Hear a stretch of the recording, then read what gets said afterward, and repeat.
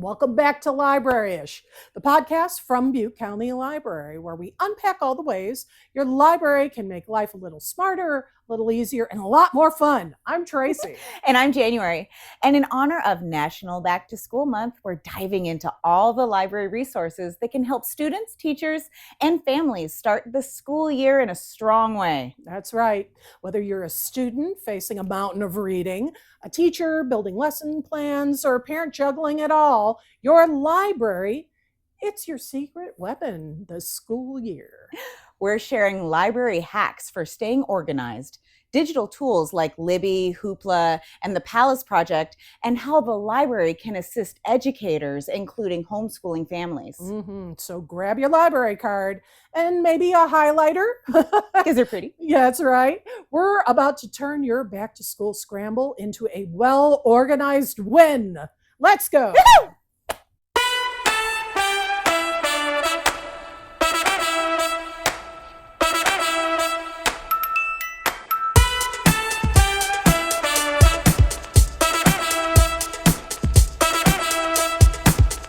Wow, the school year is getting ready to start. Yay. And we have amazing, I know.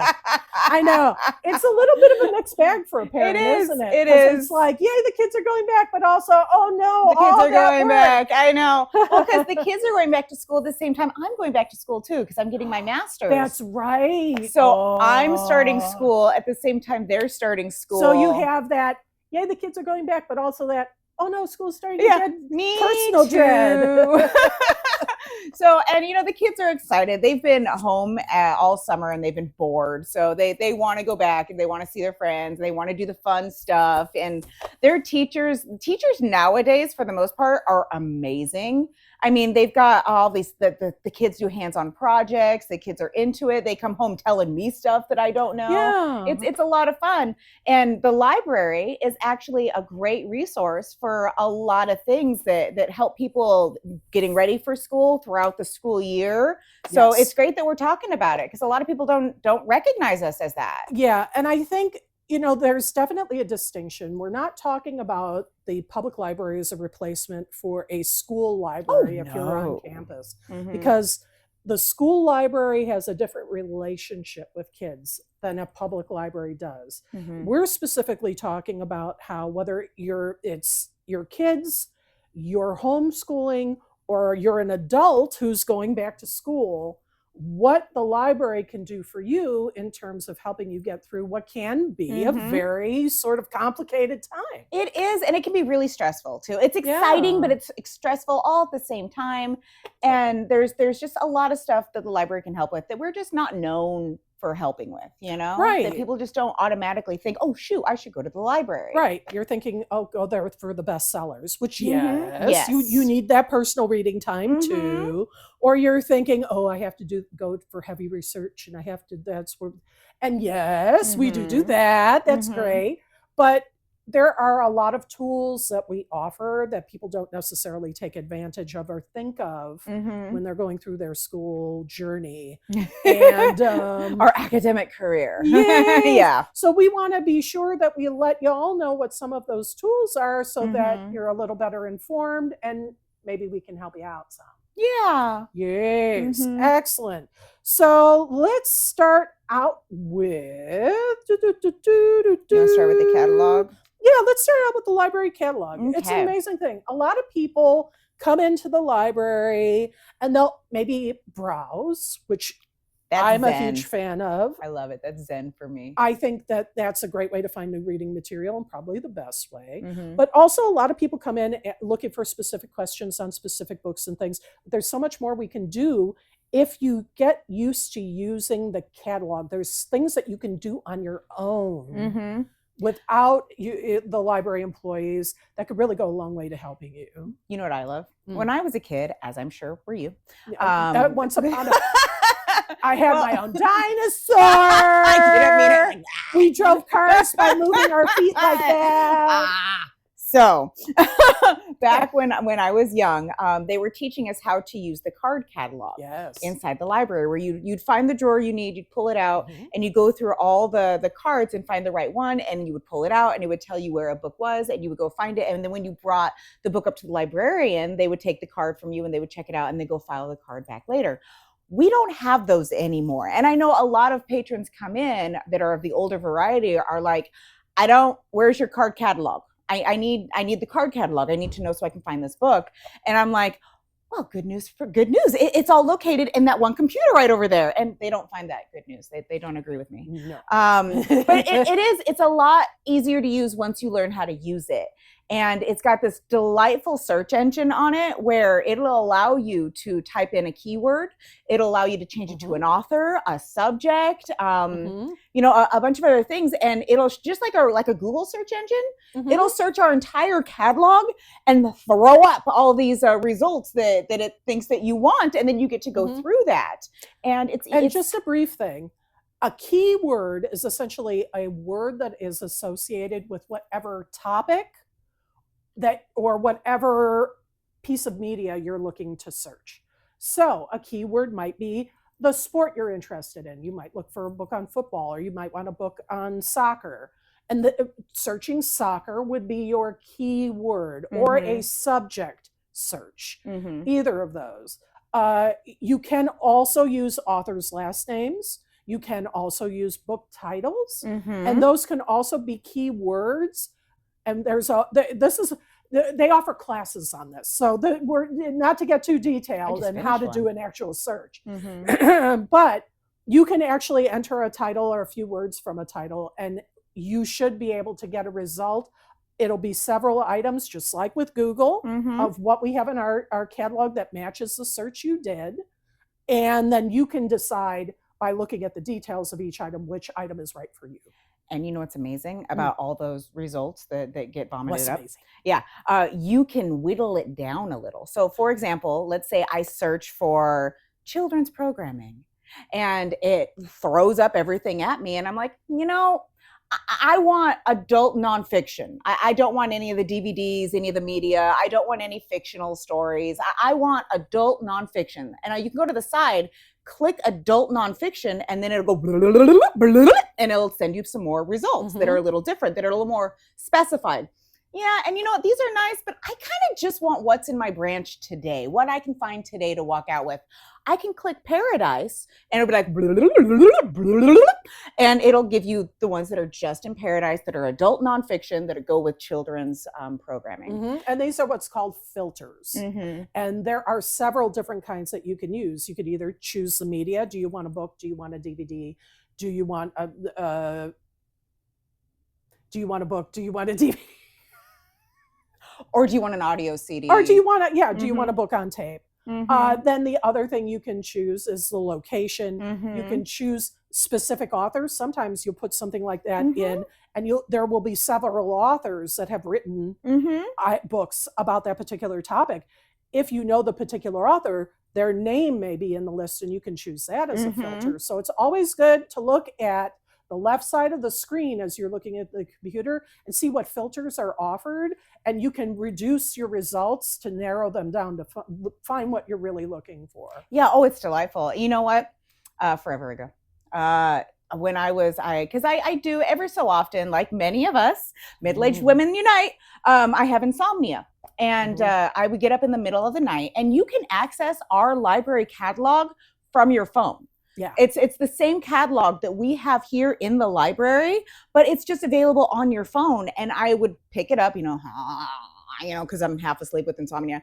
And I would type in, books that I would like to check out. And I would be like, okay, I can put those on hold. And it just gives me, you have access through your phone, through our catalog, all 6 branches of the Butte County Library. You have everything. Like when I'm there, I'm like, okay, I want the new Emily Henry book, and I want to see if my library has it right now, so I can go in and I can, feel all the book spines, and I can peruse the aisles, and I can pull out the new Emily Henry. Well, it's not there, but it's over in Biggs. Well, with that app, with that catalog on my phone, I can put that on hold, and then they would send it over here, and I can still pick that up. It's actually an amazing thing, our catalog, and it holds a lot of information. And it does take a minute to kind of learn how to use it. Absolutely. But fear not, good readers. We're happy to show you how. That's very right. much so. If you come in at any point in time and you're like, where's your card catalog? I won't be like, dude, we don't use those anymore. Go away. We don't know. I would be like, oh my gosh, let me show you how to use our new catalog right over here. I will leave my little chair and we will walk around to the card catalog and I will show you how to use it. I'm thrilled to do so, overly enjoyed to do so, so much that it scares people away to do so. So please give me the opportunity to scare you away. Here's a little other piece of information too. If you do not have a library card, you can still search our catalog for items that we have. In order to put an item on hold, you would need to have a library card. And the thing that's great about the catalog is if you do have a library card, you can access all your account information through your card. That means you can access your checkout history. So you can see if you've read a book or not, or checked a book out or not, had a book on hold or currently have it on hold, what the status is of that hold. All of that information about your account is fully accessible online in our catalog just by entering in your card. You know what? I was reading somewhere because putting a hold on the book for those people that don't understand, it's basically we are pulling it and we are holding it for you until you can come in within 7 days, until you can come in and pick it up. There is a limit because we are serving a whole community. So we do have to give it to someone else if you don't come and pick it up within the allotted amount of time, 7 days. And I was reading somewhere that compared it to like a restaurant. You know, when you go into a restaurant, you put your name down for a table and they give you that big old buzzer. And basically you're holding that reservation, you know, and then it's ready for it. It goes bzz, bzz, bzz, bzz. That's kind of how a book works. You say, I want this book, and you wait nicely, and then when the book's ready, your buzzer goes off, bzz, bzz, bzz, bzz, and then you can go and pick up your book and check it out. We don't actually have buzzers. That would be cool. That would be you wild. get a notification. Also, you can make lists in the catalog. Just gonna bring that up. I was just, I'm like, speaking of amazing things about the catalog. Exactly. Please continue. And you can save your searches too. Like if you have a particular interest and you're looking for specific books, you're not sure what you want, but you want to go into the library and see the books before you make a decision, you can save that search and then reference it either on your phone or in the branch when you come in. Like log into the branch and check it there. Log into a public computer and print that search out and check the search via paper. It's only 10 cents to print a page. Cheapest place in town. I mean, I have not found a place cheaper to print pages. Oh, absolutely not. And so and then there's also the idea that you can make a list of things that you're interested in as well that will stay connected to your account that you can access at any time. It's actually, the catalog is an amazing thing. And I would highly suggest just play with it. If you're bored and you're like, I don't know, pull up your phone and click up Play to Go with Library and just play with it for a little while. And like I said, we're more than happy to show you how to use it. Another amazing thing similar to the catalog is Libby. I want to bring up one more thing about the lists. Oh, yes. One more thing about the lists. We have pre-populated lists that you can access. So Hispanic Heritage Month is coming up in September and October, the 15th to the 15th. We have a list of readings of books that are in our catalog that you might find interesting on that topic.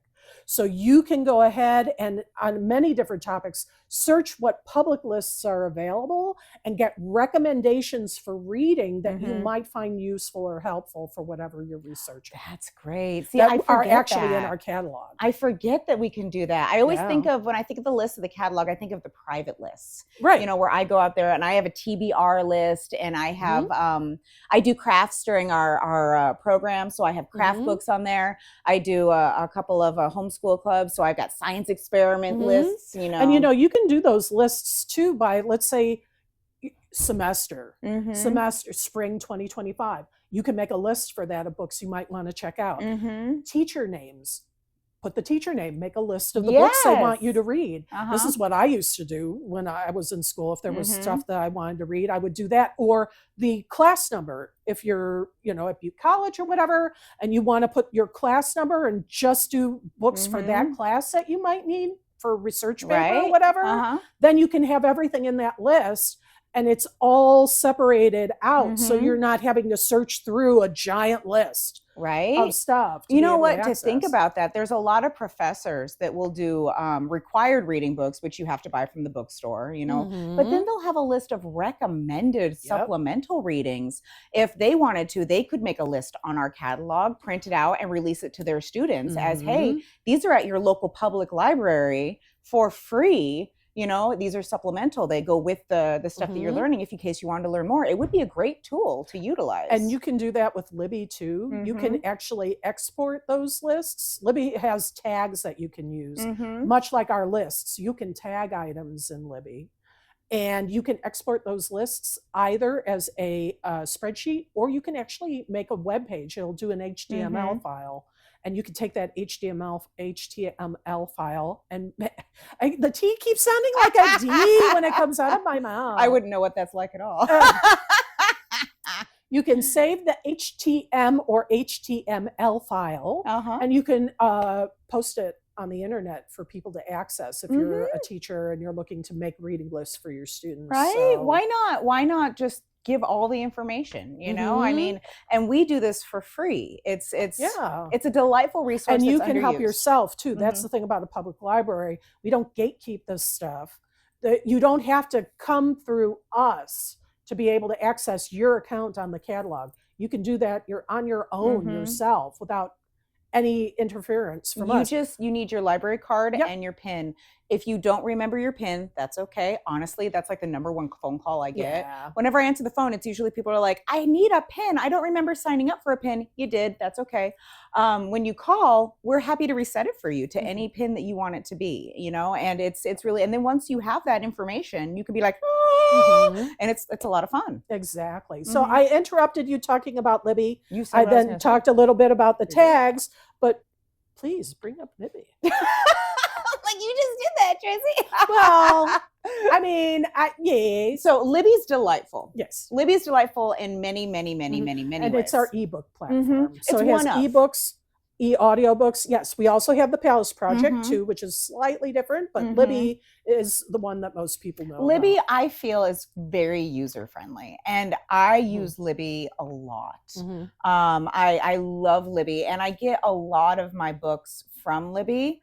And I also use Libby with my kids when it comes to helping them read their books, because Libby not only has ebooks for checkout, which are very, very easy to use, very easy to take with you, very easy to do all that, but they've also got audiobooks. And what I like to do, which I've mentioned on this podcast a couple of times, just because it's such a fun feature, is I'll check out the audiobook and I'll check out the ebook. And I'll get to listen to it at the same time as I'm also reading it. And it helps because I've got a reader at home that's, you know, it's a little bit of a fight to get her to read these things. And she's at an age where she's no longer learning to read. She's reading to learn now. And they assign, you know, grade level books that she needs to be able to read. So it really helps, especially since I'm not home all the time to help her with the reading, to do all this homework with her. That she just kind of pulls up her Libby, she has it play the book, and then she follows along while Libby is reading her the audiobook. And it saves such a headache from, you know, it makes it so that I don't have to be like, well, did you do the reading? Well, why did you do the reading? Well, do we have to do the reading together? You know, I mean, it makes it so she's still in charge of her own learning. Absolutely. And it brings it to a level that she can still accomplish it on her own. Absolutely. And I know, if you didn't know, reading styles have been debunked, like learning styles have been debunked. So there are no like visual learners, auditory learners. That all that research has basically been nullified. But however, that doesn't change the fact that sometimes it's just easier to learn. Different people learn in different ways.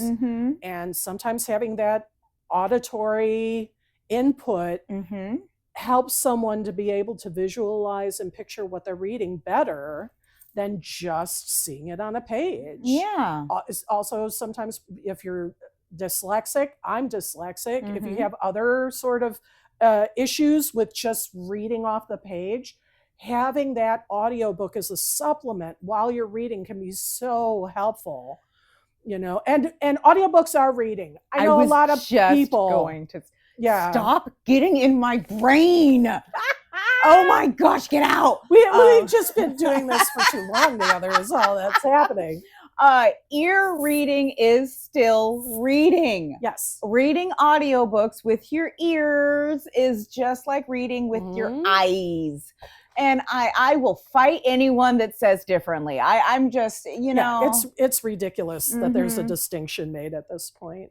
One is just as valid as the other. It's comprehending. Absolutely. And if you're an adult learner, downloading an audiobook of something that like is a recommended read or a supplemental read for a class and being able to do that while you do other things, especially if you have a large reading load in a class, is a huge way to help you get ahead. Because I know for myself, it is very difficult to sit and read and focus on that one thing for long periods of time, like you should when you have a class with a heavy reading load and big reading list. Meanwhile, it may be better for you to be able to listen to it while you're doing other things, while you're commuting, while you're cleaning your apartment, while you're or your house, while you're doing whatever. That actually your brain may be able to assimilate the information better that way,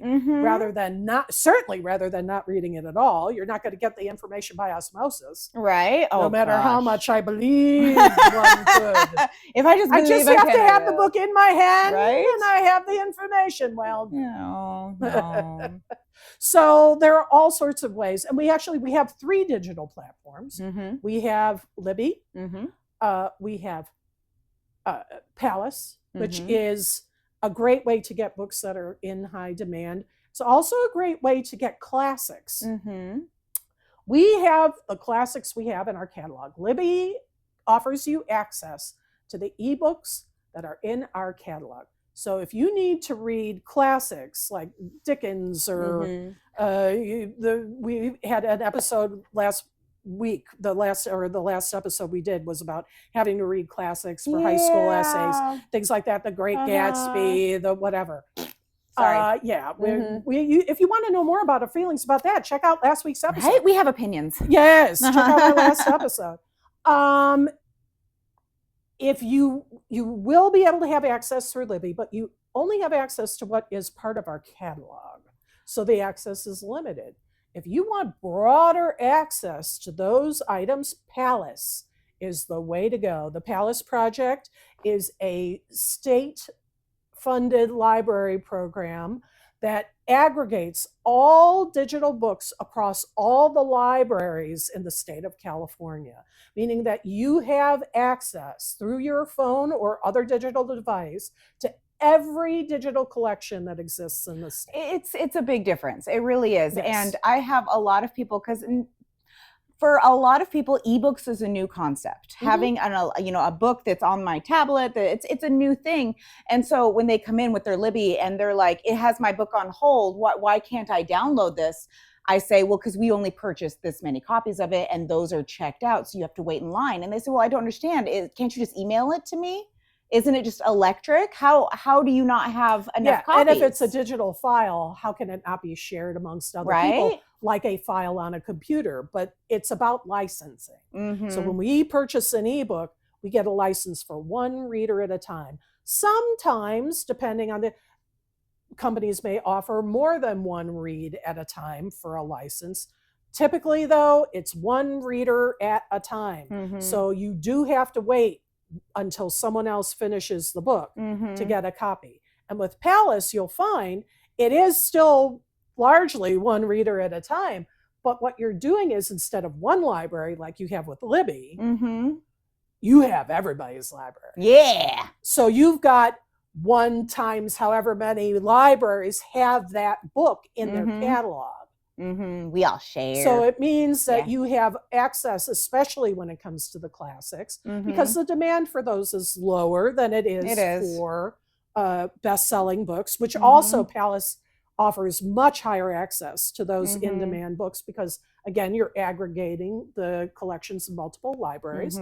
But for classics that aren't necessarily in demand, you really have an opportunity to get that book in digital form because you're not waiting for the local library to get it and make it available to you. You're not waiting for the kid that sits in your class 2 chairs over to finish it before you can. You have greater access. And by the way, not only do you have do we offer the Palace, and Hoopla is the third platform that we offer, which is mostly video, music, and graphic novels and magazines, which is huge, and we'll talk about that in a minute. Don't forget that you can get devices through us to be able to access these digital materials. You do not have to have these things at home. Not only can you come and utilize our public computers to be able to access these e-services, but you can also, we have laptops available, we have tablets available, we have Kindles available, where you can check those out and be able to have access to these digital services that we offer through that. Also, if you have spotty internet, we offer hotspots. Caveat being, there's always a waiting list for these. Oh my gosh, I know, it's so long. So get in early. If you know you're going to need some stuff, get your names on the lists early, and when they come available, pick them up, because that window, that 7 days passes super fast. It does. And once that 7 days is over, those high demand items go to somebody else in the car. Yeah. So, and the technology, we found that it tends to damage it when it goes bumping along from branch to branch to branch. Yeah. So we do try to make sure that Chico patrons get Chico items, that Paradise patrons get Paradise items. We try to keep them at home. And also makes sure the smaller communities get equal access to services. Yeah, too. yeah. But yeah, we have all the things. Yeah. So definitely, don't feel like we're talking about these digital services and, oh, dang it, I can't access them. Also, I'm just kind of zooming through. We also, if you don't have a physical card, you can get an e-card. So you can use the e-card, which you can obtain online, to access these digital services too. If you have a physical card, all of this is already available to you. You don't need to think about it. You don't need both. Yeah. So you can come in and check out physical books or use the digital services, but e-cards specifically for the digital services. So it's really easy to get to. You just go to our main website and go down to adult services and library cards and apply for an e-card. And really all we need is some information from you, and then give me a card, and you would get a number that is your e-card number. You type that into whatever platform you're using, like Libby or whatever, and then you would get access. It's super, super nice and convenient, and you can do it in your PJs at home, You did mention Hoopla. Yes. Hoopla is absolutely amazing. And educators, put on your ears. Hoopla actually has documentaries on it. It's got all these really good media-based supplementals for whatever you're teaching. So if you're doing a high school unit on certain things, wouldn't it be nice to pair it with a documentary to give those kids some media to learn with, as opposed to just the textbook and all those things? Because when I used to be a teacher forever ago, and when you're designing a lesson, because you do have different learners in your classroom, you want to mix it up. You want to provide some stuff for, I know it's all been debunked, but you want to provide some stuff for learning visually. It's the weirdest thing, because it's been debunked, and yet people do learn in particular ways. Right. Well, so it's like the more variety you can give. Right. Yeah. It's a mixed bag. What it is. So you want one particular way. Yeah. You want to hit all the notes. You want to do that. So you want to provide the books for that learning. You want to provide the audiobooks for those kind of learners. You want to provide the documentaries on Hoopla for people who prefer to learn like that. I mean, I love a good documentary. Oh gosh, yeah. Oh my gosh, I learned so much from just watching documentaries that I didn't. I'm like, why didn't they teach us this in school? And it's like, oh, they did. It's just in a way that I didn't remember it. Yes. What's also great about Hoopla, like they have the documentaries, but also the series Great Courses is available through Hoopla, which is another great supplement. Looking at some of these, I did look it up on my phone because I'm a researcher. Yes, I know what those are. Actually, no, yeah. I'm sorry. My brain's like, oh, look, this sudden, memory is valid. A minute. Yeah, no, in Oroville, we actually have at the Oroville Library for physical checkout, They're DVD book sets. Yes. Where it's great courses, and it'll take something like the Civil War. And it's a subscription service usually that costs quite a bit of money. Yeah, and in this, so on Hoopla, you can check out the great courses and use them from the e-resources at home. If you're an Oroville patron, or if you want to swing by, because all library cards work at all public libraries. You don't have to just stick at your local branch. So you could go down to Oroville, or you put it on hold even, and there's these bags, and they've got great courses books in them, and they've got the great courses DVDs, and you can check them out and take them home. And it's just this lovely little set. But it's available. I'm so sorry. You said great courses. No, it's My brain just all of a sudden, it's true. And so it's like, that's definitely something that you can get through the branches. But if you want more variety, you can absolutely access Hoopla. Just some of them. There's the science of energy available, Greek and Roman technology, living history. So an overview of great historical events. So you could see what events are, and if something dovetails with your instruction curriculum, you can add that in. And how to read Shakespeare. Oh my gosh. Like, imagine what, for a high school student, what a fantastic supplement that would be to give them an idea. We were talking again last week about how struggling with Shakespeare can be such a difficult thing. Doing a course like this, which is the thing about great courses, is that it's a very accessible series. So doing something like that can really help a teenager or a classroom full of teenagers, because you can show these in your classroom teachers. And you know what? It helps them get through it. I don't know about anyone else, but when I was a teacher, I got paid this much. I mean, you don't get paid that much. You know, it's not like you're out there shooting 3-pointers, you know, with LeBron, whatever. You know, it's you don't get paid that much. Why not utilize the free resources? It's free.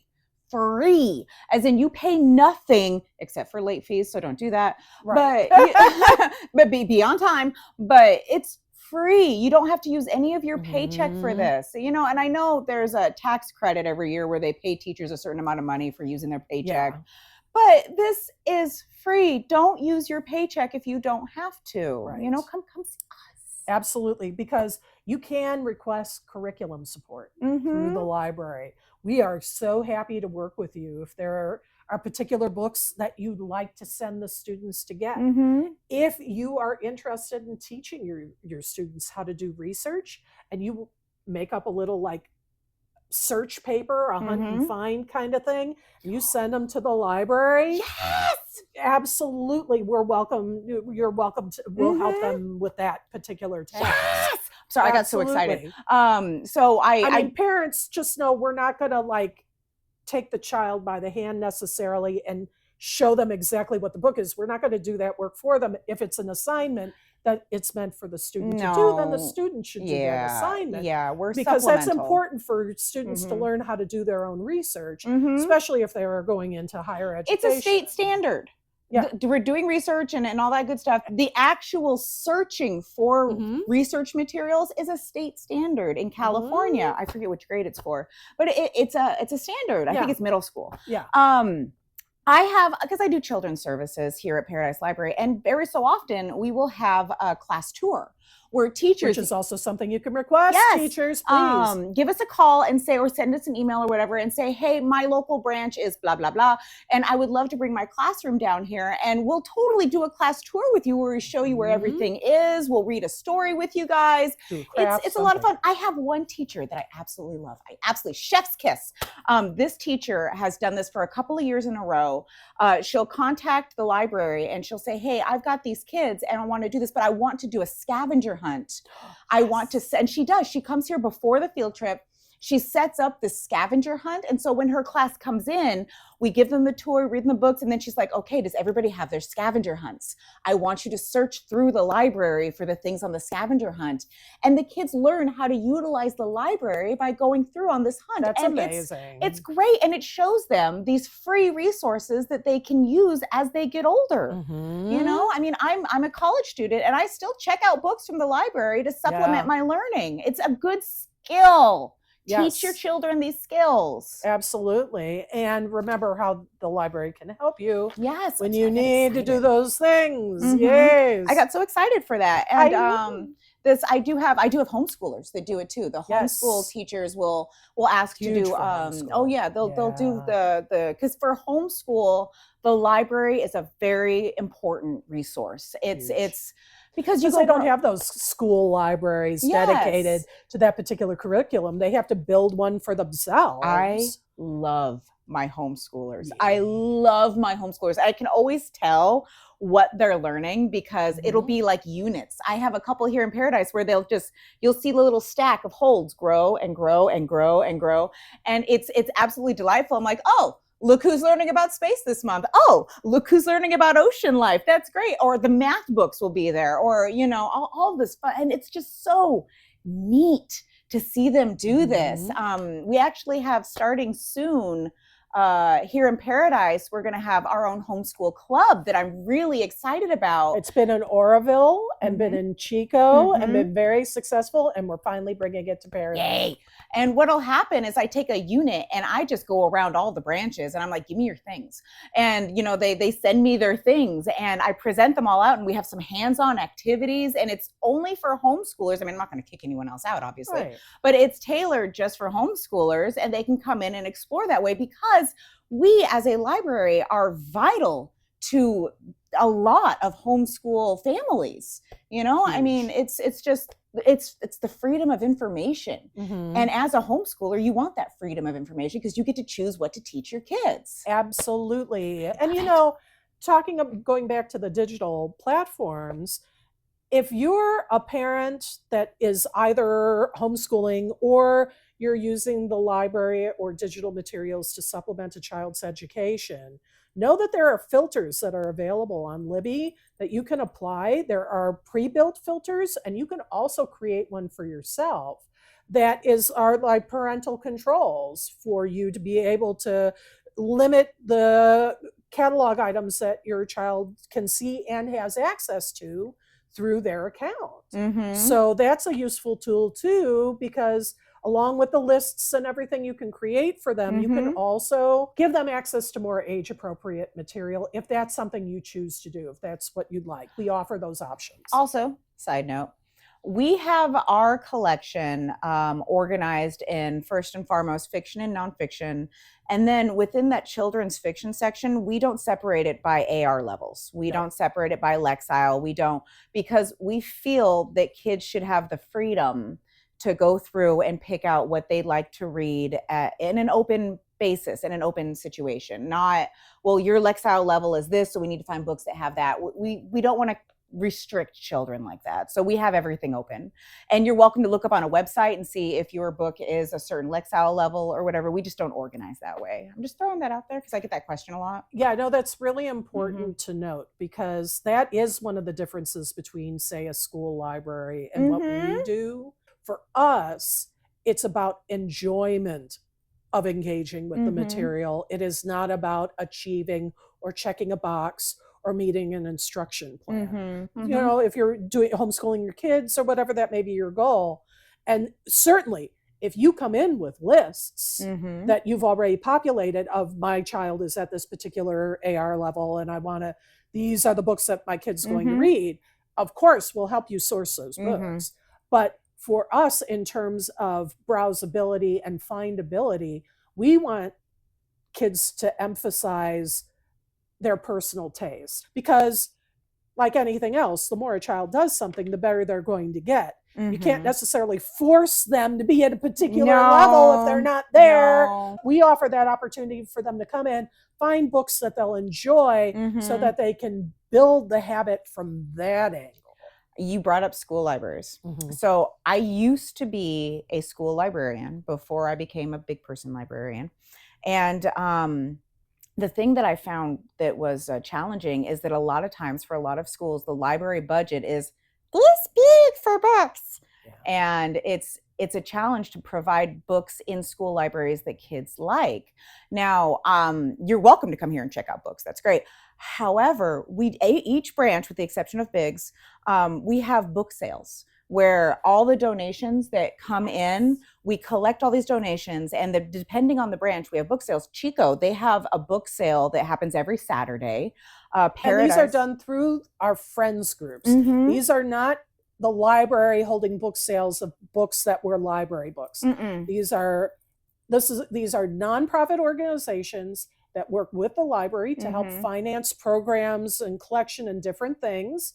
And they do this by holding book sales to which the public donate their titles. Yes. And there's a lot, like behind me, all these books you see behind me, these are some of them, and they're on sale. That's what all this is for the Friends. It's for the Friends books. And this is up in Paradise, and they do their book sale the third Saturday of every month. And then in Oroville, they do theirs the first Saturday of every month. Durham and Gridley do theirs quarterly, or they at least try to do it quarterly. But what will happen is that these... I was going to say, if you're subscribed to our newsletter, we have the book sale information in our monthly newsletter that you can get if you have a library And card. the reason I bring this up is parents, librarians, all that good stuff. If you want to donate to your school library, we have kids' books for $1 each. I mean, that's the best price you're going to find. I mean, you can come here. We've got Dog Man. We've got Amelia Bedelia. We've got, as I'm Wimpy looking Kid. over, I'm like, we've got Magic Tree House. We've got Reardon, Dork Diaries. the Olympians books. We've got just so many because they come in, and then especially if they're really good quality, we'll try to make sure that they get in the sale. And then it's seriously $0.25, 50 cents. For one of the best sellers, it's like $2. It's very cheap. And so you can, as a parent, if you chose to, come here, buy a few kids' books. You're supporting your local branch of the library. All the money that you spend on these sales stay in that branch. So if you were to come to Paradise's book sale and spend that money, Paradise branch gets to use it for programs, Crafternoon, Homeschool Club, Story Time, the Ugly Art Club, which is coming up. We get to keep those funds. If you spend it in Chico, Chico gets to keep those funds and use it for their fun programming, which I know Chico goes right back into the community. It does. And Chico is already overflowing with programming. There's so much fun stuff going on over there. Same with Oroville. Whatever branch that you go to that Friends book sale, your funds stay there. So you get to support your community that way. And then you get a whole bunch of books that you can donate to your school library. And your librarian's going to be like, oh my God, this is so great. I feel so loved. It's going to be really fun. If you're a homeschooler too, it's a great way to build your curriculum. To build your library. Yeah. The best way to get kids to read is to provide them with books. I just Absolutely. throw it at them. Yeah, exactly. Sometimes they just need it. If it's available, they're going to read. If the books aren't available, they're not going to read. If the books are available, they'll read. Yes. And that's what this is about. That's what we do. That's why we're just making them available. We're not telling you how to live your life. We're just making the books available. I can't figure out how to live my life. I'm not going to tell you how to live yours. Yes, exactly. Exactly. No. But yeah, it's a great resource, and I fully suggest it. I actually had a couple of parents come in talking about that, saying, look at these prices. These are so great. I'm going to give these to our school librarian because she just told us she needs more books. Yeah. And I'm like, yeah, we've got tons. Come back to our sale. Come back to our actual book sale where everything's going to be books. Yeah. And, sometimes we get language tapes. Sometimes we get the most amazing things. The one thing we don't get is textbooks. No. And so that's one thing, because they age so quickly, like they become irrelevant. They do. They're like updating. Yeah. So that's one thing we don't do, but that's something you can usually a school library, especially if you're like in college or whatever. Yeah. Your school library should be able to, or the bookstore there should be able when you're to getting up to the college level. Those, that's for it. sure. Another thing that you can use to supplement some of the stuff is our ZIP program.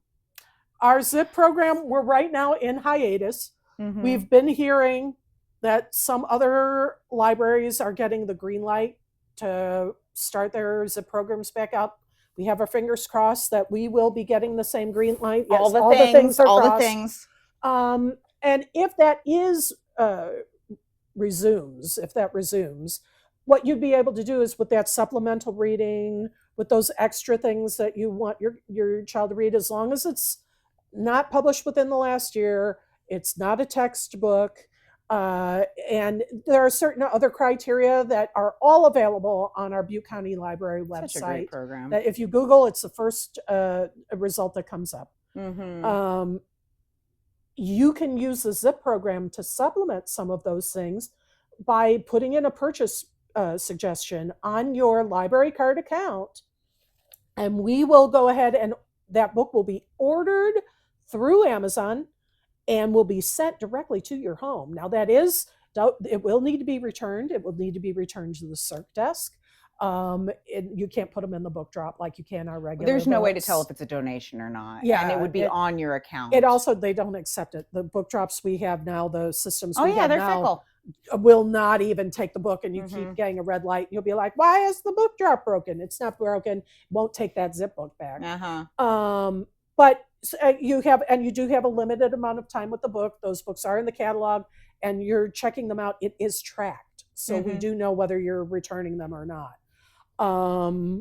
But like, that is another way that you can use to sort of get access to materials, not that you can keep, but that you can. I want to add on to that. Yeah. So even though the ZIP program is on a hiatus, yes, you should still do a purchase suggestion. Yes. We do have another program that is not on hiatus right now called Interlibrary Loan.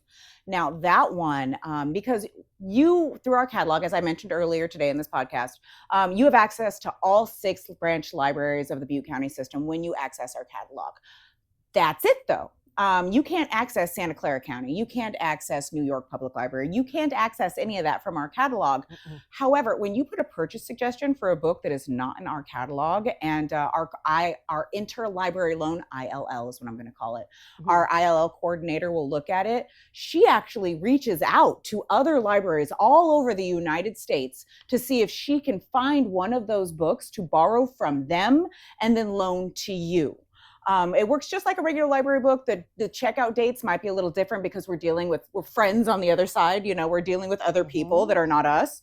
But the criteria is a lot different from what you have with a regular library book in terms of due dates, in terms of your time with the book, how to handle the returns. There are a few different things which we can always go over with you in the branch. That's accurate. Definitely. It's available to you. And then, you know what I used to do when I was a student in school? I would get because I was poor.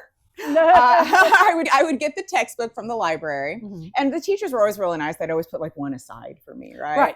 So I get the textbook, and I go over to the Xerox machine, and I would just sit there with my coins, because it was back in my day, it was 10 cents a page. And so I plop, zip, zip, plop, zip, zip, plop, and I would make copies of, as I needed, the chapters that I needed to read, that I knew I needed to do homework assignments on, and then I'd be able to write on it and highlight it and all that stuff. But for us poor people, spending $1 to $5 on a chapter is much more affordable than spending $2, $3. Oh gosh, how much are books now? $100, $200? Oh, textbooks at least $100, $150 sometimes. It's much more affordable. As I'm eating ramen on a nightly basis, it's much. And more usually affordable. You'll have 2 or 3 books that you have to have. So sometimes it can be upwards of $300, $350. And you know what, Tracy? You know how much we charge for black and white copies? 10 cents a page. You could do that here. You could get an interlibrary loan, take it over to the copy machine, zip, zip, zip, zip, and you could take home your own chapter or whatever you need from it. Especially for esoteric books that are difficult to come by. Yeah. Whew, that was a backpack full of resources. Catalog hacks, Libby tips, hoopla tricks, and even the low-key powerhouse that is the Palace Project. Whether you're heading back to school, back to the classroom, or just back to your routine, your library card is the smartest tool in your kit. Yes, and it's so cool. Don't forget to check the episode notes for links to everything we mentioned. And stop by your local branch if you want help setting up Libby, Hoopla, or Palace. We use these. We are happy to help you. That's right. Thanks for spending some time with us. If you found something helpful today, like, subscribe, share the episode with your favorite overachiever or under-caffeinated teacher. We'll be back soon with more library love. Until then, happy reading, and may your holds come in fast. Bye. Bye.